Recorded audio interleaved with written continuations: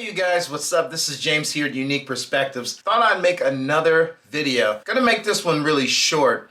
I really wanted to just talk about the concept of how a Christian should approach their relationships and how they perceive other people versus how the rest of the world perceives other people. I remember some years ago I was working at a school with one of my coworkers, and really cool guy.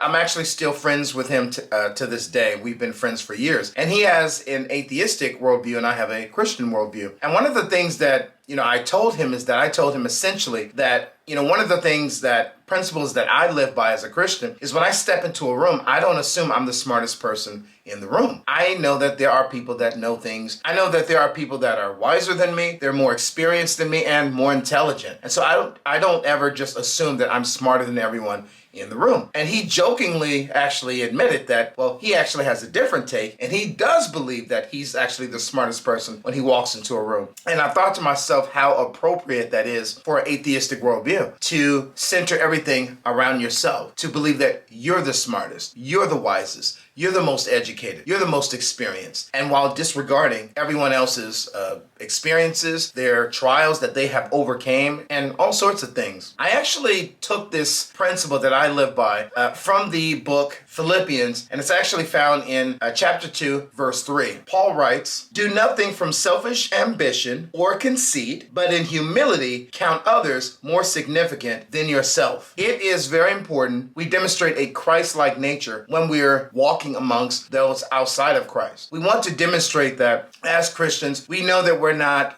better people, but we are in a better position. But we don't ever want to give the impression that we believe that we're better people. Now, obviously, when it comes to eternity, we are, sanctified, and we are going to be eventually glorified when we leave this earth. So God has made it very clear that He takes care of His children. His children are saved.